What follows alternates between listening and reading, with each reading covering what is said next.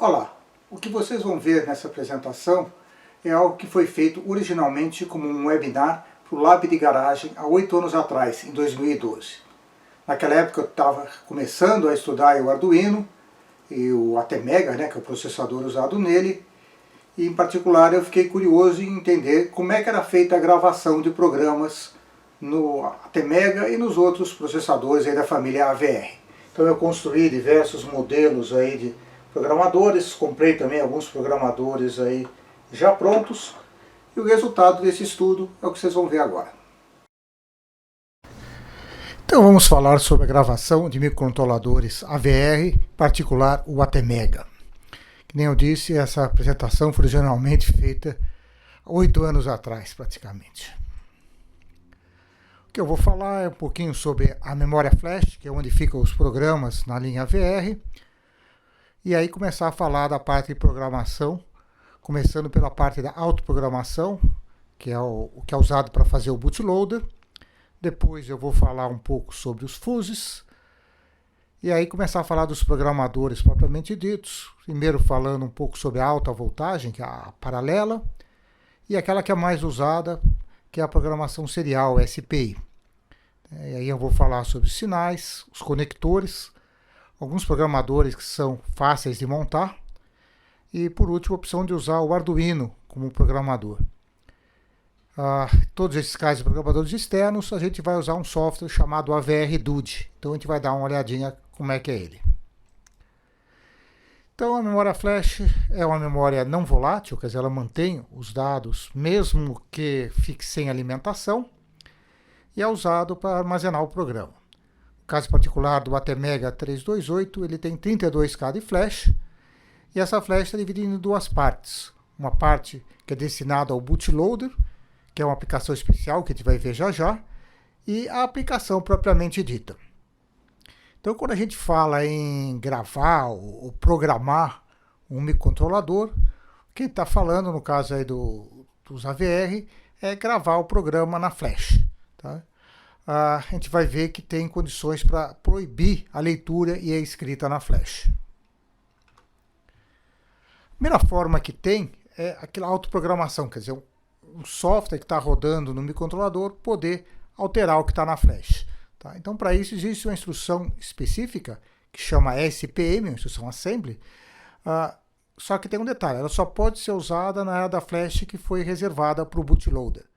Então, a aplicação normal não conseguiria alterar aí a flash.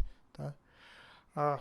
O bootloader típico, o que ele faz é receber uma aplicação de um meio externo, normalmente a interface serial que a gente usa, mas pode ser outras coisas, e vai usar esse novo programa para atualizar a área de aplicação da memória flash.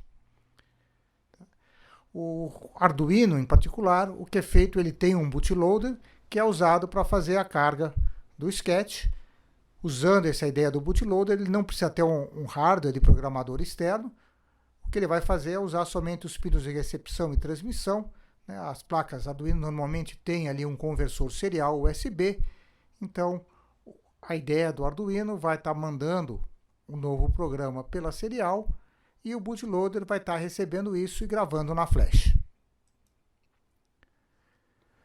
Uma coisa importante aí nessa parte toda aí de programação é o conceito dos fuses, que no fundo são, ou fusíveis, seria um nome equivalente em português, mas são bytes não voláteis de configuração, ou seja, são certas configurações que são gravadas no microcontrolador.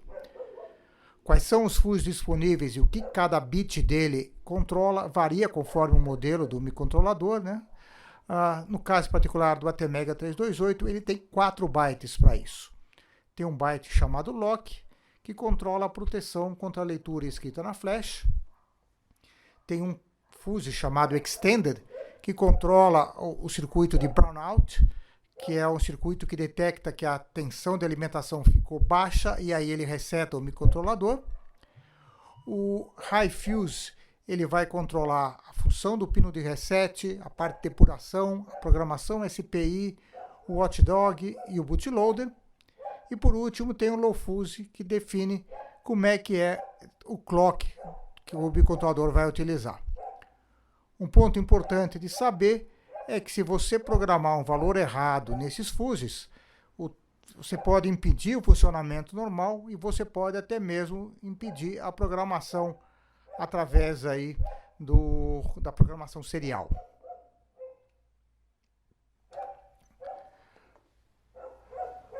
Então, existe uma programação chamada programação paralela.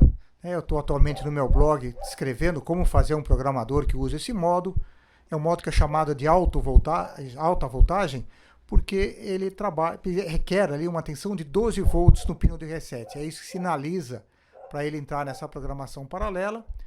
E essa programação paralela tem uma coisa importante, que ela é capaz de limpar por completo a flash e os fuses. Por uma questão de proteção, você não pode simplesmente desligar a proteção de leitura e escrita da flash sem limpar ela, tá? Então, nesse modo de operação paralelo, tem vários sinais envolvidos. Ele não requer um hardware especial, mas não requer nenhuma coisa adicional. Então, você tendo um hardware que seja capaz de botar os 12 volts ali no pino de reset e manipular todos esses sinais que ele precisa, você consegue limpar a flash, limpar os fuses, gravar alguma coisa na flash, gravar até na E2 Prom também e tudo mais. Quando a gente fala em programação com algum hardware externo, o mais comum é usar a programação SPI, porque ela utiliza tensões normais, né, 5 volts, e precisa de muito menos pinos, tá? Porém, ela tem algumas pegadinhas. A primeira delas é que ela precisa ter a presença do clock conforme foi configurado lá nos fuses, tá? Então, a programação SPI tem os dados, os sinais de SPI normais, que é o MOSI, MISO e SCK. Tá? Então, é um dado que entra, o dado que sai e o sinal de clock. Você precisa ter o sinal de clock do microcontrolador. O reset também é usado, colocou alimentação. Bastou esses sinais, você consegue fazer a programação SPI. Dependendo do modelo do microcontrolador, esses sinais vai estar em alguns pinos. Então, aqui tem o caso de alguns, dos até mega, normalmente usados com Arduino. Tem aqui um caso particular, que é uma Tetine 2313. Existem conectores mais ou menos padronizados para isso. Tem um modelo de 6 pinos e de 10 pinos. Na verdade, só 6 pinos é suficiente para todos os sinais. O de 10 pinos, ele tem aí o terra repetido em vários sinais. E tem até um pino que não está conectado. Então, vamos ver como é que a gente faz esse hardware para poder fazer essa programação serial, né? Essa programação SPI. O mais simples deles é se você tiver um micro que tem uma interface paralela. Você tem uma interface paralela com 3 resistores, você consegue fazer um programador.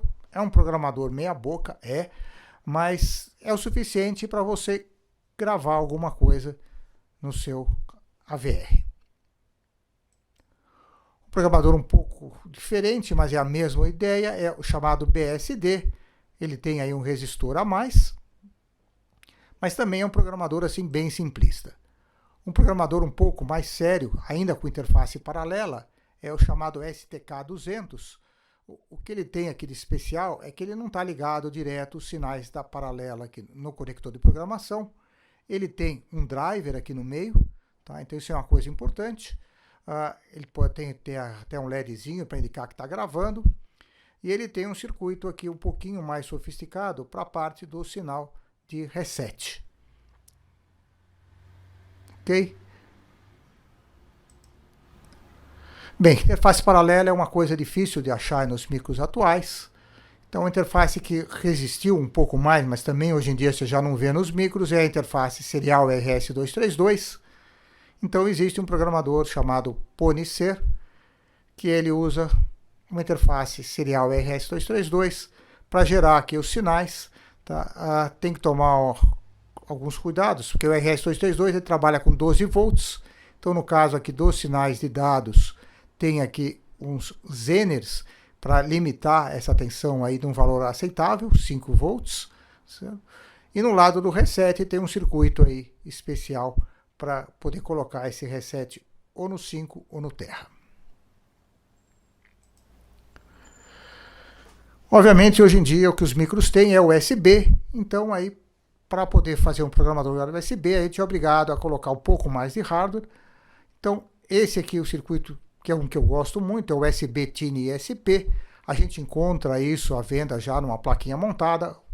É possível também você montar, não tem nenhum componente aqui muito complicado de se achar, tá? Mas ele usa aqui um microcontrolador, um Attetine, tá? O Attetine, tá? Que ele vai controlar, ele mais um driver vai gerar aqui os sinais para fazer a comunicação USB. Tem aqui feita na raça. Esse microcontrolador não é um microcontrolador específico para trabalhar com USB, então ele utiliza aí um software que simula, digamos assim, o protocolo USB. Precisa aqui ter aqui uns diodos Zeners e uns resistores, porque aqui os sinais de dados do USB trabalham a 3,3 volts. Tá? Então, esse programador funciona bem, mas tem um pequeno problema, que é o problema do ovo e a galinha. Né? Para você montar esse programador, você tem que programar um microcontrolador. Né? Então, um jeito é você pedir para alguém que tenha um programador. A gente pode usar também o Arduino como programador, a gente vai ver já isso. Ou então, montar um daqueles modelos mais simples, mais precários ali, para fazer essa primeira gravação.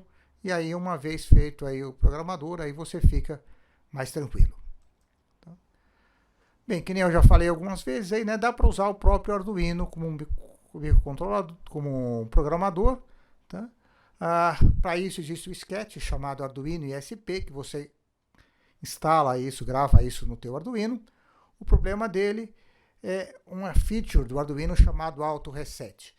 Quando você conecta na serial, o Arduino ele tem um circuito lá para fazer um reset do microcontrolador, e aí ele vai entrar no bootloader ao invés de entrar no Arduino ISP. Só vai entrar no Arduino ISP um tempinho depois, e esse tempo estraga tudo. Tá? Então, para poder usar o Arduino como ISP, é preciso desligar o Auto Reset. O caso mais comum atualmente é o Arduino Uno. O truque que tem é colocar um capacitor ligado no reset. Com isso, a gente consegue desligar esse Auto Reset, e aí você consegue usar o Arduino como programador.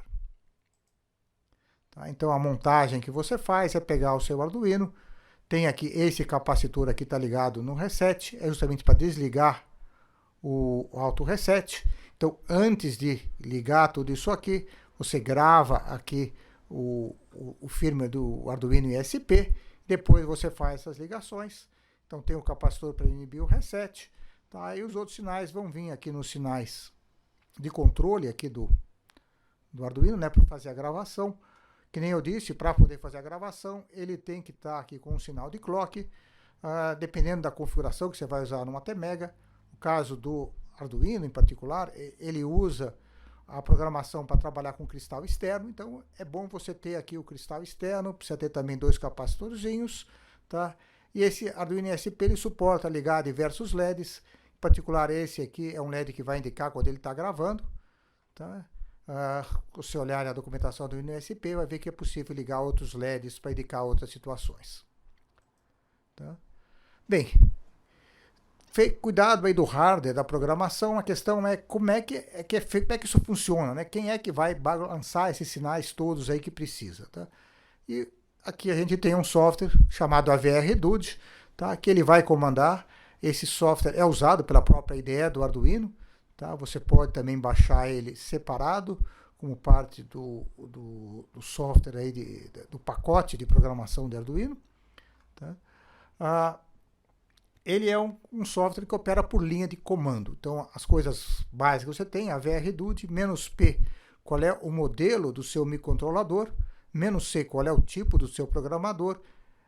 Se você estiver usando um programador serial, o paralelo, você tem que dizer qual é a porta que está sendo usada. Então, "-p" maiúsculo, porta, e depois vem os comandos, né? Então, o modelo, a gente tem o modelo mais comum de usar, o ATmega 328P, mas poderia ser um ATmega 168, ele suporta também os vários modelos de Attetine.